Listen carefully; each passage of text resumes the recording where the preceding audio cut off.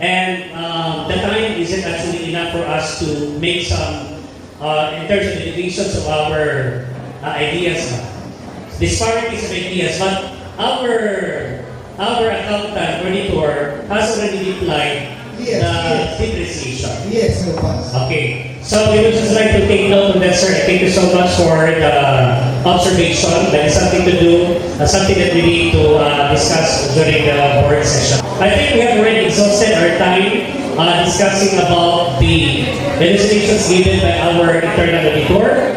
So that's the chair. There are remarks. That's the chair here. Motion for the adoption of the report of our external auditor. Okay, there is a motion to adopt the report of the internal auditor. Does the chair give a second motion? It has been moved and seconded that the report of the internal auditor is now adopted.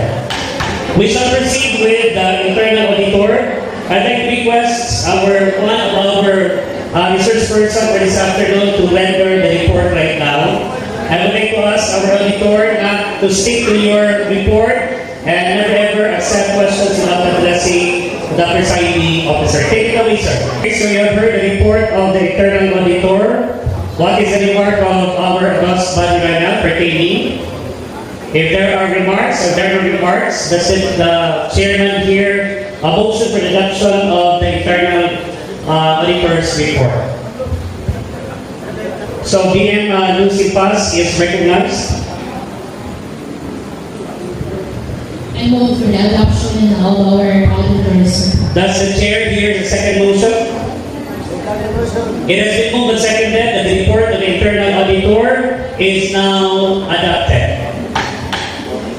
With the motion, a privileged motion right here, a motion to suspend our meeting to give way for our lunch.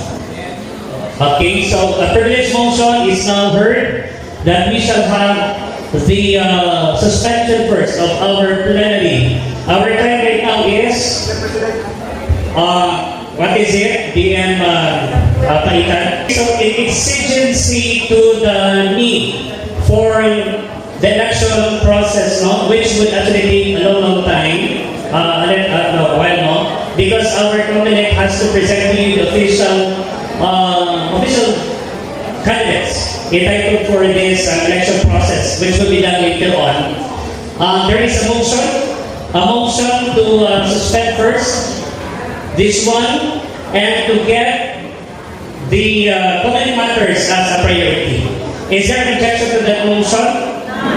Number none. So is the motion seconded? No. So it has been moved and seconded to take priority the Comelec matters, which should be done supposedly later on, but because of the extent of the job of the coverage of this report is really pertinent, so we take heed to that motion. So the chair ruled that our Comelec officers shall be given an ample time to report. So moved. Requesting the Comelec to please appear before this august body to present to us the updates and as part of the screening committee. Our Comelec chairperson is Mr. Elton Mayordomo. Okay?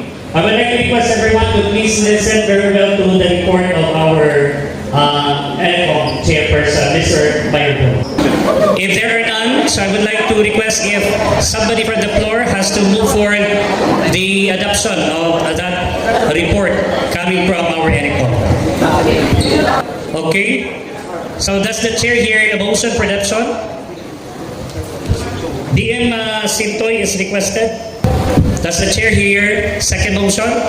Second motion by DM Alicarte. It has been moved and seconded that the report of our ELCOM is now properly adopted. In junction to the privileged motion, actually privileged motion in other cases doesn't actually require a motion since that is privilege. So to follow, we would like to request, inform everyone that there is a suspension of our meeting and we shall have the resumption definitely of the meeting at exactly 1 o'clock. Okay? So afterwards, after this one, lunch will be served and at the same time, the casting of the votes will also simultaneously be done. Alright? so the assembly right now is put on hold. We are now in the suspension of our plenary. Okay, let us pray. Our Heavenly Father, thank you so much, O God, for your presence and for your wisdom you grant into each of us leaders of this association. We ask you, Lord God, to bless the food that we are about to partake for this afternoon, that would replenish our energy and would sustain us, O God, for this afternoon's event, activity. Thank you so much for these provisions. All this we ask in the mighty name of the Lord, in Jesus Christ. Amen.